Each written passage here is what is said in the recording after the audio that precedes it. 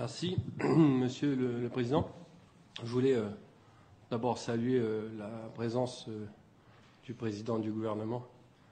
Merci d'être là, Monsieur le Président. C'est vrai qu'on a plus l'habitude d'embêter Yannick Slamette à chaque fois, donc on épargnera aujourd'hui. Je voulais aussi remercier les services pour la présentation exhaustive de l'état financier de la Nouvelle-Calédonie. C'est vrai que c'était très complet. Donc merci Madame Garcia et votre collaborateur, votre assistant pour la présentation. Sur les 13 milliards de recettes en plus, c'est quand même pas, on va dire, une variable minime.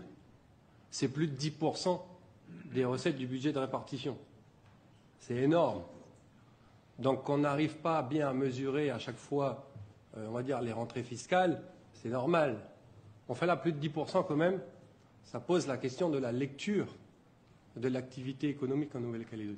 Donc il y a effectivement le thème qu'a développé M. Michel, qui est la consommation intérieure liée à la fermeture des frontières. Et puis il y a quelque chose aussi qu'il faut mettre en avant, c'est l'inflation.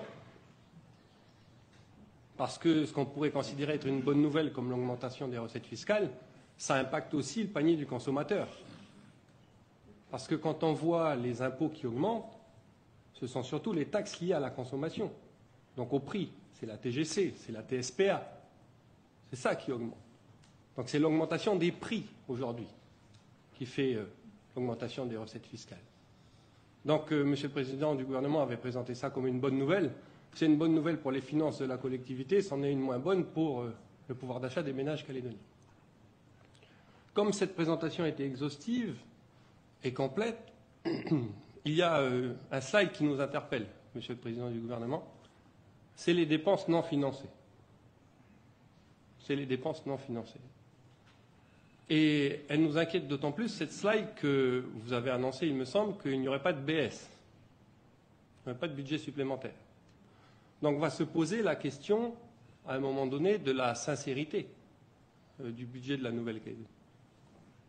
Pas maintenant, parce qu'on est dans le DOB. Mais si, effectivement, vous n'inscrivez pas l'aide pour Enercal, le soutien à l'enseignement privé, le soutien à l'entretien des lycées, le soutien à l'entretien des routes, le soutien au régime handicap, le soutien au RUAM, effectivement, ça pose la question de la sincérité du budget. Parce que c'est facile d'équilibrer un budget quand on n'inscrit pas toutes les dépenses. C'est le faire. Tous le font. Donc là-dessus, vous l'avez très bien expliqué aussi, Monsieur le Président. Vous avez dit qu'il y a plusieurs solutions qui s'offrent à nous. Il y a l'aide de l'État ou il y a l'augmentation des impôts. Convenablement, dans la situation dans laquelle on est aujourd'hui, la Nouvelle-Calédonie pourrait espérer qu'on porte tous ensemble et collectivement une demande d'aide exceptionnelle de l'État.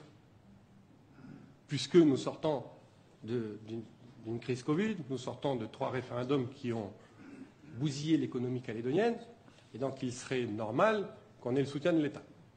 Et nous vous avons dit à plusieurs reprises, Monsieur le Président, que nous étions prêts à vous aider sur le sujet. Simplement, on peut aussi comprendre l'État. Le gouvernement indépendantiste demande l'aide de l'État le mercredi, les mouvements indépendantistes demandent l'indépendance le samedi. Non mais c'est sûr qu'en termes de lisibilité pour l'État, c'est compliqué. Donc il nous reste l'autre partie. Il nous reste l'augmentation de la pression fiscale auprès des Calédoniens. Et c'est le choix que vous faites, puisque vous avez inscrit les 8,6 milliards de prévisions pour l'année 2023. Et c'est là qu'on dit qu'il y a un problème, Monsieur le Président, puisqu'aujourd'hui on considère que les Calédoniens ne peuvent plus payer, compte tenu du contexte économique. C'est notamment le cas de la plus grosse réforme qui est portée aujourd'hui et qui n'est pas portée par le gouvernement, Monsieur le Président, et nous le regrettons, c'est la réforme du RUAM. Parce que depuis toujours, en Nouvelle-Calédonie, Monsieur le Président,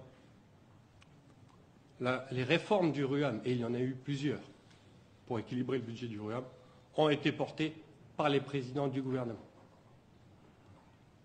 Parce que le sujet est tellement politiquement lourd, avec des conséquences importantes, qu'il n'y a que le président du gouvernement et sa collégialité qui peuvent porter une réforme de ce type. Malheureusement, aujourd'hui, les problèmes liés à cette réforme sont qu'ils sont portés par un groupe politique du Congrès. Même pas un groupe aujourd'hui, puisque ce sont des élus non inscrits.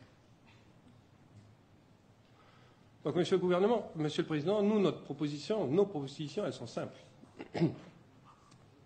Elles sont de reprendre un travail en commun,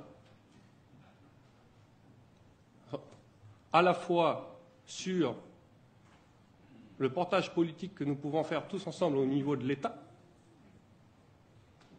avec un discours de responsabilité sur l'avenir institutionnel de la Nouvelle-Calédonie, en demandant encore une fois à l'État de nous aider dans cette situation compliquée, parce que la Nouvelle-Calédonie connaît une situation exceptionnelle, et à la fois, Monsieur le Président, sur la collégialité au gouvernement, sur les réformes.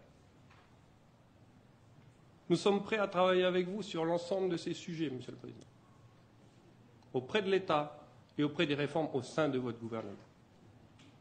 Aujourd'hui, malheureusement, nous constatons, sur ces deux angles, des fins de non-recevoir. Donc la question est simple, Monsieur le Président, puisqu'on est dans le débat d'orientation budgétaire.